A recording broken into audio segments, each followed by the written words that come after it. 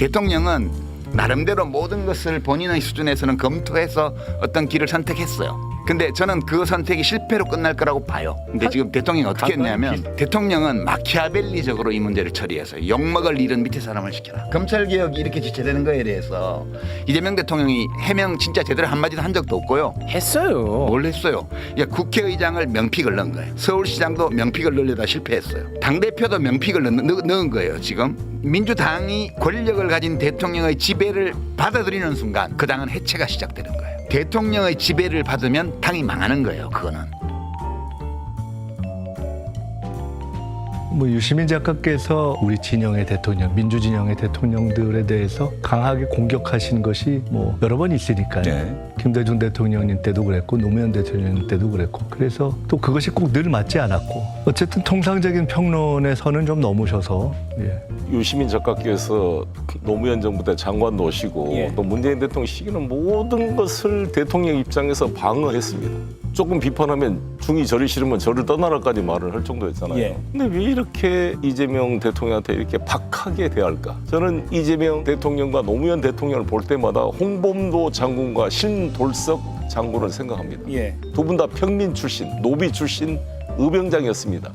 양반 출신 의병장들과 겸상도 하지 못하고 차별을 받았습니다. 그러나 아무런 국가로부터 혜택도 받지 못하고 돈연공으로 검정고시로 일했던 그런 사람들이 나라가 어려울 때 가장 먼저 싸운 거잖아요. 이재명 그 좋은 머리로 출세해서 검사했으면 고관대장으로 갈 수가 있었습니다. 그러나 성남 시민들과 함께 운동하고 시민 의료원을 만들고 서민과 함께 싸워온 겁니다. 여기까지. 좀 도와줘야 되지 않겠어요? 일 열심히 하잖아요. 밤을 새워서.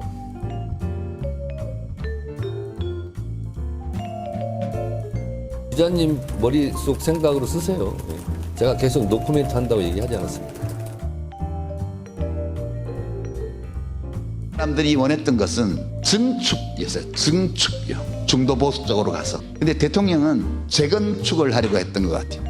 한 재선 의원은 JTBC에 대통령의 보수 인사 기용에 대한 불만이 있었다면서 전통적인 민주당 인사를 쓰지 않는다는 취지였다고 분석했습니다.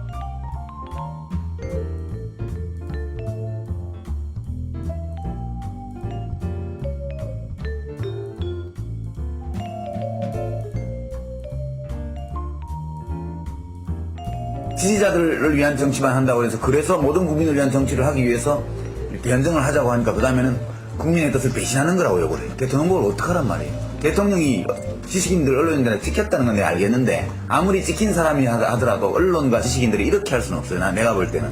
이거는 지금 언론인들과 지식인들이 하고 있는 행위는 이거는 대통령 조롱하기, 대통령 모욕하기, 처음에는 대통령 때리기였고 지금은 대통령 모욕하기, 조롱하기예요. 그래서 자기들은 도덕적 우월감을 느끼고 지적 만족감을 느낄지 모르지만 이것은 나라를 망하게 하는 길이다. 이거는 명확히 얘기하지만 지금 한겨레 신문, 경향신문 같은 진보적인 상대적으로 진보적인 매체, 오마이뉴스까지도 이 경우는 노무현이 우회전을 한다고 해서 계속 비난을 하고 있고 다른 거의 모든 매체들은 노무현이 계속 좌회전만 하고 있다고 지금까지 2년 반 동안 욕을 하고 있어요. 이것은 어떻게 보면 뭐 자기 시각에 따른 비판이라고 할 수 있지만 지금 단계에서의 대통령 조롱하기는 어느 지경까지 왔냐 하면 대통령의 말씀을 왜곡해서 인용해 놓은 다음에 그거에 대해서 훈계하는 식으로 그런 식으로 침뱉고 조롱하고 이걸로 그냥 모든 지명이 다 도배되어 있습니다.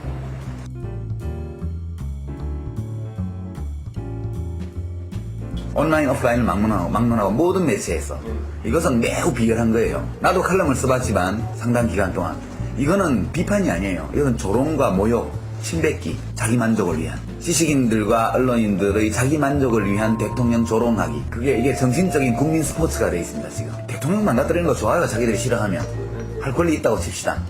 그렇게 하는 과정에서 대한민국을 망가뜨리고 있다고 지금. 그러니까 우리가 무슨 죄인도 아니고 대통령이 죄인도 아니고 국회의원이 죄인도 아니에요. 물론 우리가 잘못하는 것도 있고 개선해야 될 점도 많이 있는 건 사실이지만 또 언론의 기본적인 사명이 권력을 비판하고 감시하는 것이긴 하지만 이것은 감시와 비판도 아니요. 이거는 자기 만족을 위한 조롱에 불과해요. 모욕, 조롱, 침뱉기, 폭력. 면세포가 엄청 많이 들어가고 65, 66, 67, 68 돼가지고 그때 잘 나갈 때를 기억하고 있는 사람들에게 그때의 지위를 이용해서 말을 하는데 그것은 20년 전의 그 사람하고는 전혀 다른 인격체가 말을 하는 겁니다. 그것은 20년 전의 그 사람하고는 전혀 다른 인격체가 말을 하는 겁니다.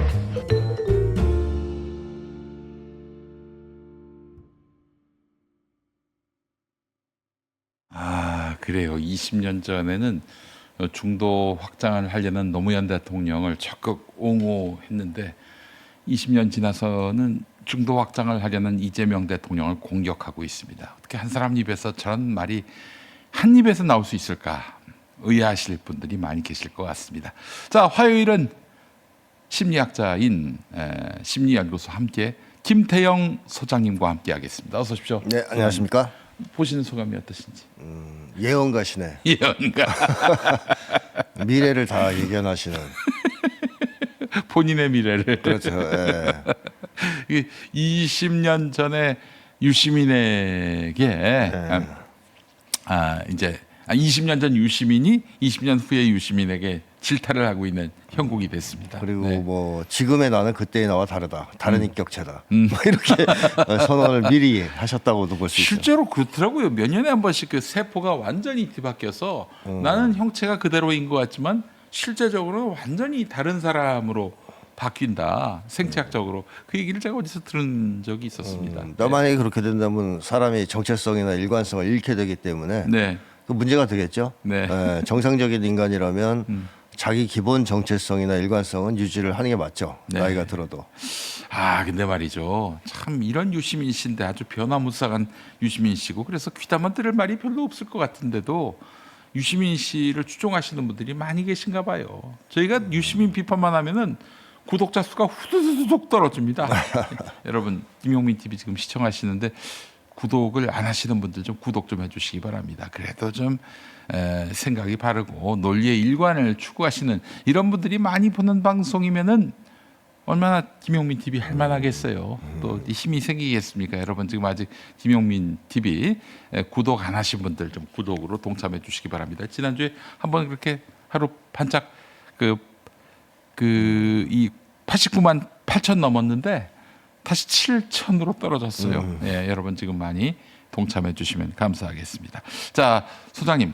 이런 유시민 씨 지난주에 또 저기 매불쇼 나와가지고 또 난장을 피웠는데 어떻게 보셨어요? 그 심리 상태를?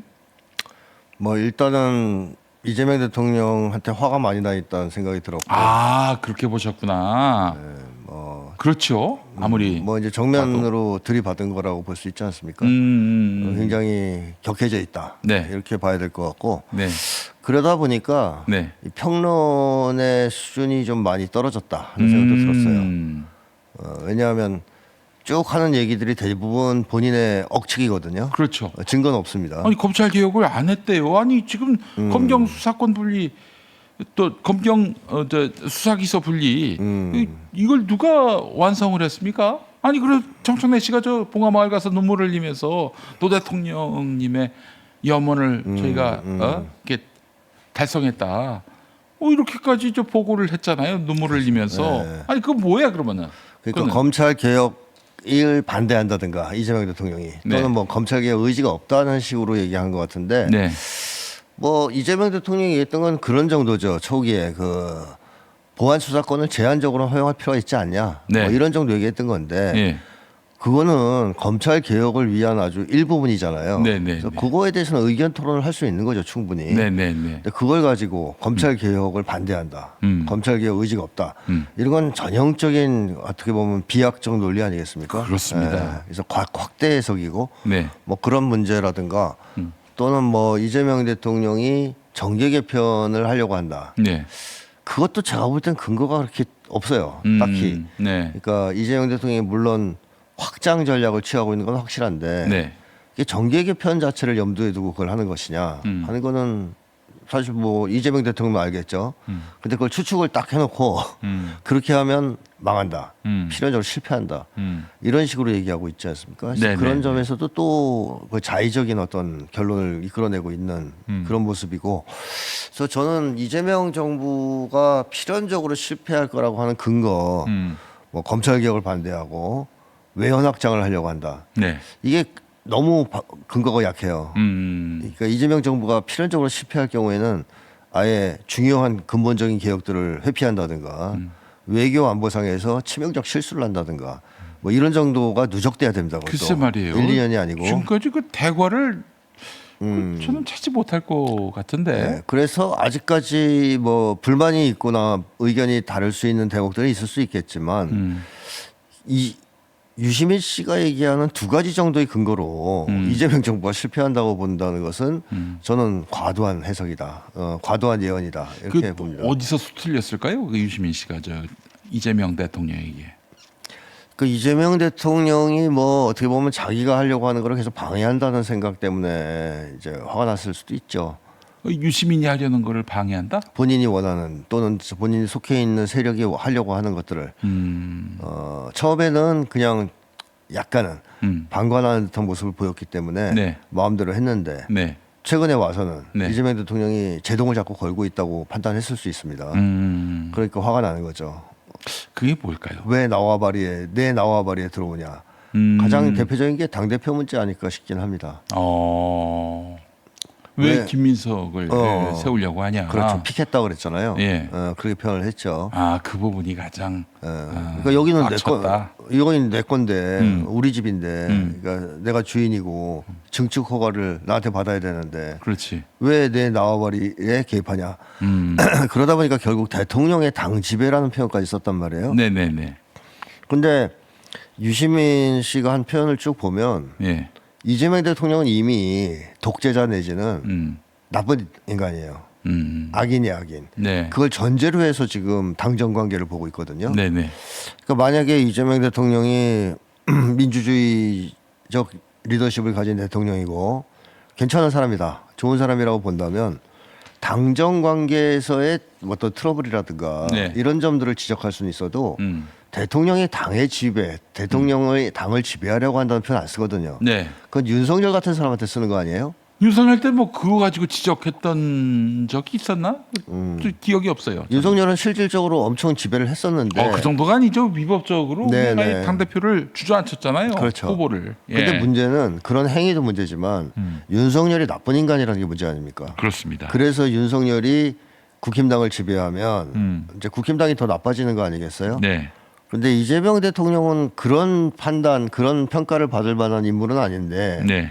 당정 관계 내지는 대통령과 당과의 관계를 어떻게 윤석열과 국힘당 관계식으로 바라보는지 그런 것들이 좀 안타깝죠. 네. 그러니까 무의식에선 이미 유시민 씨가 이재명 대통령을 낙인 찍은 거 아니에요. 평가가 끝난 거 아니냐. 이 사람은 독재자 내지는 나쁜 사람 이런 식의 평가가 있기 때문에 그런 강한 발언들, 당을 지배하려고 한다는 발언들이 나오는 거 아니냐 네. 하는 생각이 듭니다. 근데 이제 사실은 본인의 발언이 과거 같지 않게 비판도 많이 받고 또 젊은 평론가들로부터 날선 논리적 반박을 당하고 아마 이런 상황을 잘 못 견뎠을 것 같아요. 그러니까 계속 나오는 거 아닙니까? 되든 안 되든 한번 그래 한번 내가 이렇게 물량 공세로 한번 나올 테니까 한번 견뎌봐. 이 마인드로 지금 계속 나오고 있는 거잖아요. 뭐 그럴 수도 있죠. 매불쇼든 예. 뉴스 공장이든 뭐. 근데 이런 생각의 기저에는 이 과거의 영화를 잊지 못해서 이렇게 도전자들을 하나하나 격퇴하려고 하는 그런 오기도 있겠지만은 아니 이재명도 대통령을 했는데 나라고 못할 이유가 있나? 혹시 이런 난가병에 갑자기 시달리고 있는 것은 아닌지 그런 또 전망을 하는 분도 있습니다. 앞서서 곽상원 의원도 난가병이 유심된다는 투로 말씀을 하셨는데, 네, 뭐 그런 게 뭐 속마음이야 누가 알겠습니까? 근데 네. 유시민 씨가 일단 정치에 관심이 없는 분은 아니죠. 네, 정치에 관심이 있지만 능력이 좀 따라주지 못했다 그럴까요? 네. 과거의 행적을 보면 네, 그런 점에서 본다면 정치를 다시 하고 싶은 마음이 있을 거라고 생각합니다. 네. 근데 뭐 지금 여건을 봐서 하겠죠. 그것도. 근데 유시민 씨가 과거에는 이 공중파만 있던 시절에 네. 사실 방송의 덕을 많이 본 분이거든요. 네, 그래서 그 당시에는 유시민 씨가 무슨 말을 하든 간에 네. 그거를 반박할 수 있는 매체가 거의 없었다고 봐야 됩니다. 그렇죠. 예, 근데 유튜브가 활성화되고 SNS가 활성화되고 대한 매체들이 등장하는 오늘날의 시대가 되자 네, 유시민 씨가 어느 방송에서 한번 얘기하면 그게 여론을 지배하지는 못한다. 네, 그래서 강력한 반박들이 쏟아진다. 네. 이런 상황을 유시민 씨가 좀 싫어할 수도 있죠. 그런 거를 그 자기가 불쾌한 상황을 도저히 못 견딘다고 하더라고요. 유시민을 분석하는 분들 얘기가.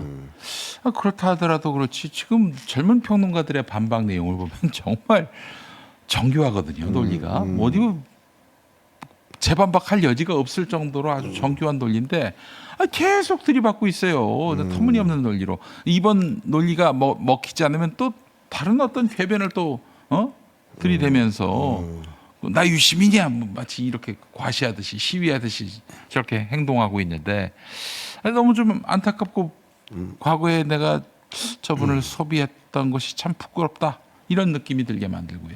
어쨌든 위기감이 있다고 봐야 되겠죠. 네. 나올 마음은 아직은 없는 것 같다 이렇게 보시는 건가요? 현재까지는 판을 봐야 되지 않겠나 싶은데 이게 무모하게 정치에 뛰어드는 쪽은 아니다. 네. 과거에 봐도. 그러니까 잘 기회를 봤다가 네. 기회가 왔다 할 때는 하지만 저돌적으로 자기 정치의 인생을 개척한다든가 네. 이런 쪽은 아니지 않습니까? 네, 네, 그래서 일단 평론가 역할을 더 하시지 않겠나 싶습니다. 그래요. 뭐 사실 지금 평론가만 해도 먹고 살만하고 뭐 또 괜히 정치한다고 그랬다가 더 많은 적들에 의해서 파묘가 될 가능성이 있기 때문에 아마 그건 주저하지 않을까. 저도 그 점엔 좀 동의하는 바입니다. 김영롱님 10,000원 보내시면서 곽상원 의원의 김민석 후보의 과거에 대한 발언을 듣더라도 김민석 후보의 이후 행보와 시대가 전환되고 있는 이재명 정권을 보더라도 그에 대한 지지는 굳건합니다. 현재 민주당은 김민석 대표가 필요합니다. 예, 저도 전폭적으로 공감합니다. 사실 저 20년 전 그 노무현 대통령 그때 출마할 당시 후단협 사건이 있었을 때 그때 김민석은 지금의 김민석이 아니죠. 완전히 달라졌고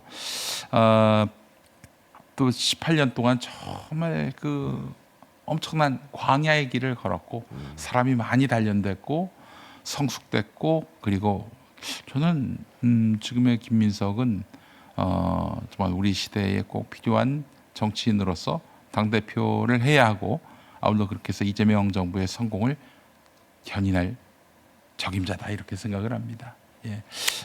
근데 앞서서 곽상원 의원 인터뷰 때 좀 네. 우리 이제 시청자분들이 좀 불편해하실 내용들이 적지 않았어요. 뭐 예컨대 이제 그 후단협 당시에 김민석의 그 역할을 두고 노무현 대통령이 그 평가했다, 긍정적으로 평가했다. 이거는 사실과 다르다. 노 대통령은 그 어떤 술수의 정치를 거부하신 분이다. 그렇기 때문에 김민석 당시 이 정치인이 노무현 후보로는 그 정권 재창출이 어려워지니까 정몽준 품에 안긴 그 행위를 가지고 그거를 또 미화하기 위해 정당화하기 위해서 뭐 그때는 그 역할을 할 수밖에 없었다라는 이야기는 그거는 그냥 김민석 후보의 얘기일 뿐이지 실상 돌아가신 노무현 대통령의 뜻과는 무관하다. 그러니까 잘했다고 평판하신 바가 없다. 이렇게 이야기를 하셨거든요. 예. 뭐 그 행동 선택 자체는 칭찬받을 만한 행위는 절대 아니죠. 예. 네, 그런 일 이후에 뭐 어떤 행동을 해왔느냐가 이제 중요할 텐데 네.